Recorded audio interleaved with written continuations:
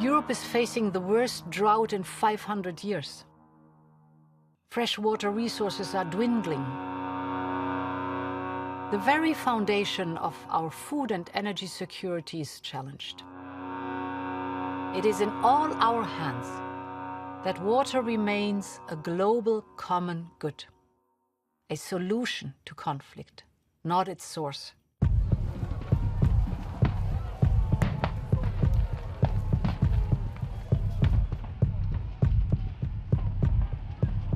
Voici le projet de méga-bassine de Sainte-Soline, à l'ouest de la France. Et c'est ce type de projet que sont venus dénoncer aujourd'hui ces milliers de manifestants. Juste pour une bassine, le nombre de forces policières qui sont déployées, c'est du délire. Et en fait, ça montre bien qu'on touche à un enjeu qui est énorme, qui est l'eau, la ressource en eau, qui va devenir rare et donc précieuse.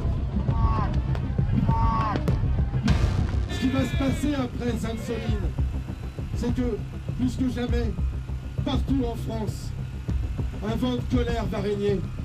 Et ce gouvernement tombera. Vive la vie! Vive la vie! Vive la vie! Ne pas s'arrête! Non, pas s'arrête! Non, pas s'arrête! Non, pas s'arrête! Non, pas s'arrête!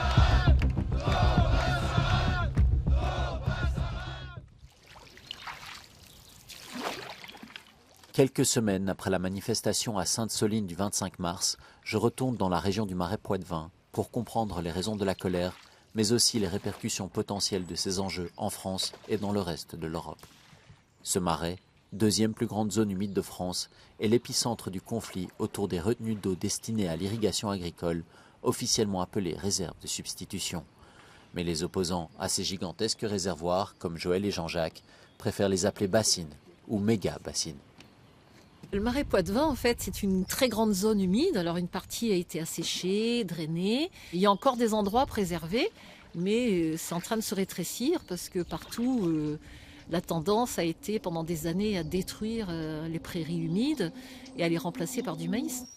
Avant de faire des bassines, il serait plutôt souhaitable de restaurer ces zones humides qui servent à la fois de stockage de l'eau, mais qui servent en même temps à dépolluer l'eau.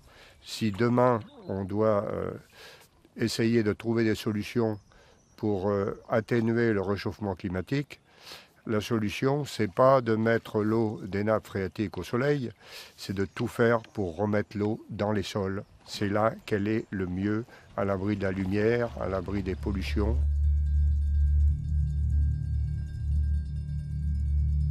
Voici à quoi ressemble une bassine. Un trou de plusieurs hectares recouvert d'une bâche étanche dans lequel de l'eau est stockée pour arroser les terrains agricoles durant l'été. La particularité de ces réserves est qu'elles sont remplies en pompant dans les nappes phréatiques durant les mois d'hiver. Si le système existe depuis 40 ans, ce n'est qu'à partir de 2007 que les premiers projets collectifs soutenus par l'État voient le jour. On en compterait aujourd'hui plus d'une centaine en projet ou terminés à l'ouest de la France. François Pétorin est l'administrateur de la COP de l'eau 79. Cette coopérative regroupant 220 exploitations agricoles porte un projet de 16 réserves de substitution sur un territoire qui comprend le Marais Poitevin et les cours d'eau qui l'alimentent. Celle-ci est la seule achevée à ce jour. À terme, la plus grande sera celle de Sainte-Soline, honnie par les manifestants, qui aura une capacité de plus de 600 000 mètres cubes d'eau, soit l'équivalent de 250 piscines olympiques. Je suis agriculteur, producteur de céréales et de semences. Le projet est parti effectivement des grosses années de sécheresse qu'on a eues, 2005-2007, il y a eu aussi 2003. Et donc des arrêtés préfectoraux très tôt qui nous ont interdit d'arroser au printemps et en été, donc avec des rendements pénalisés catastrophiques, même sur des blés. Donc la profession, on s'est dit qu'on ne pouvait pas continuer comme ça, toujours avec cette épée de Damoclès, des arrêtés préfectoraux, c'était compliqué. Donc aujourd'hui, effectivement, le stockage de l'eau est une des solutions qui permet de maintenir l'agriculture du territoire. Mais quel type d'agriculture ? C'est tout l'enjeu du conflit autour des réserves de substitution. Les opposants prônent une agriculture dite paysanne, plus écologique, reposant essentiellement sur l'eau de pluie. Face à eux, des fermiers irrigants comme François, qui ne représentent que 7% des surfaces agricoles françaises, mais qui utilisent plus de la moitié de l'eau consommée dans le pays, notamment pour la culture de céréales comme le maïs. Cette irrigation est désormais mise à mal par la crise climatique et les sécheresses à répétition, d'où l'idée de substituer les pompages d'eau en été par des pompages en hiver, quand l'eau est en théorie plus abondante. Une idée activement soutenue par les pouvoirs publics qui assure 70% du coût total du projet de la COP de l'eau, estimé à 76 millions d'euros. C'est une des solutions qui nous permet d'avancer face au changement climatique. On voit bien que nous, on est les premiers à subir les aléas climatiques tous les ans. Sur une exploitation comme la mienne, avec les types de sols comme on a là, c'est-à-dire des sols très superficiels, avec très peu de terre et de la pierre en dessous, aujourd'hui, sans irrigation, c'est très compliqué. Par exemple, en 2022, où on a eu des restrictions préfectorales par rapport à l'irrigation, j'ai des blés qui ont fait entre moins 40 et moins 50% de rendement. De l'aveu même de ses promoteurs, le stockage de l'eau serait donc avant tout un moyen de contourner les règles qui limitent l'usage de la ressource hydrique en période de sécheresse. Une dérogation dénoncée par cet hydrologue qui y voit non seulement une forme de privatisation de l'eau, mais également un danger pour tout l'écosystème. On vient de découvrir avec de nouvelles recherches à quel point le niveau des nappes phréatiques permet d'avoir de l'humidité dans les sols. Donc si vous voulez une bonne agriculture, il vous faut un niveau des nappes phréatiques assez élevé. Donc en fait, le niveau des nappes vient directement jouer sur la quantité d'eau dans les premières couches de sol, ce que l'on appelle l'eau verte, mais vient directement aussi apporter de l'eau à toutes les sources et à toutes les rivières. Et cet échange-là, si vous le coupez en prélevant cette poche d'eau et en la mettant complètement de côté, puisque vous vous mettez dans une bassine carrée qui est complètement déconnectée du milieu, et bien à ce moment-là, vous allez non seulement effondrer plus rapidement l'eau dans la rivière, mais tout le vivant qui va derrière. Selon cette chercheuse, il existe un consensus scientifique pour affirmer que les bassines risquent d'aggraver les sécheresses et sont une maladaptation à la crise climatique. 2022 a été l'année la plus chaude jamais enregistrée en France et aussi l'une des plus sèches. S'en est suivi un hiver marqué par un record de 32 jours consécutifs sans pluie qui a laissé 3/4 des nappes phréatiques du pays à un niveau anormalement bas. Des phénomènes amenés à se répéter et qui contredisent le postulat sur lequel repose le remplissage des bassines. Pourtant, la COP de l'eau 79 ainsi que le gouvernement français continuent de les soutenir en s'appuyant sur un rapport du BRGM, le Bureau de recherche géologique et minière, pour qui les réserves de substitution auraient un impact limité sur les nappes d'eau souterraines et les débits des cours d'eau. Un rapport critiqué par plusieurs experts et nuancé par le BRGM lui-même lors d'une audience au Sénat français. Nous n'avons pas simulé les conséquences du réchauffement climatique et nous n'avons pas non plus dit qu'on pouvait nécessairement réaliser des prélèvements en hiver. Cette étude s'appuie sur des données de 2001 à 2011. C'est des données qui sont complètement obsolètes parce que le changement climatique commence à se voir à partir de 2016-2017 en France. Donc à partir de là, on va commencer à avoir des non-hivers et des périodes où on n'a plus de recharge dans nos nappes. Il faut comprendre qu'on est dans un changement complet de paradigme avec le changement climatique et qu'en réalité, ce n'est même pas une solution, ce n'est même plus une maladaptation. Ça devient carrément insensé que d'aller vers ces solutions. Et pourtant, on est en train de les mettre en œuvre partout. Partout où les bassines voient le jour, la résistance s'organise. Sur le front judiciaire d'abord, des associations environnementales ont fait condamner plusieurs réserves de substitution comme celle-ci, qui ont été déclarées illégales en raison d'études d'impact insuffisantes. Sur le front de l'action directe ensuite, avec le sabotage de plusieurs de ces bassines. Dernier front, la mobilisation de masse. Le 25 mars 2023, une manifestation interdite à Sainte-Soline rassemble entre 6 et 30 000 personnes selon les sources et marque un tournant historique dans le combat pour l'accès à l'eau. Par son ampleur d'abord, mais aussi par les images des affrontements entre forces de l'ordre et manifestants qui ont fait plus de 200 blessés parmi ces derniers. Ça prouve quand même les liens et les connivences entre l'agro-industrie et puis les structures de l'État. Pour nous, c'est un symbole fort d'arrêter cette bassine. Eux, ils défendent quoi? Ils défendent un trou. Ils sont prêts à mettre la vie de gens en péril. Des observateurs de la Ligue des droits de l'homme présents sur place ont accusé les forces de l'ordre d'usage immodéré et indiscriminé de la force afin d'empêcher l'accès à la bassine, quel qu'en soit le coût humain. De leur côté, les autorités françaises font état de 47 gendarmes blessés et rejette la faute des violences sur les manifestants. Ce déchaînement de violence est absolument inexcusable, organisé manifestement, je l'ai dit, par des groupuscules d'extrême gauche. Là, on a vraiment effectivement franchi un cap en passant sur des opérations de désobéissance civile et de désarmement. Mathieu et Lucille sont des militants de longue date contre les bassines. Selon eux, l'évolution du mouvement vers des méthodes plus frontales n'a rien d'un hasard. Pendant 4 ans, on a balayé tous ces champs d'action possibles avec des mobilisations, avec l'organisation de conférences, de tables rondes, de débats publics. On voit que malgré ça, la contestation est méprisée, n'est pas entendue, que le dialogue n'est pas possible et que les premiers projets commencent. Et effectivement, à ce moment-là, il y a une évolution, également nous, dans notre forme de mobilisation, et ce qui n'empêche pas pour autant de continuer à poursuivre cette demande de réouverture de dialogue et de moratoire. Parce qu'il n'y a que comme ça qu'on pense qu'on pourra en sortir.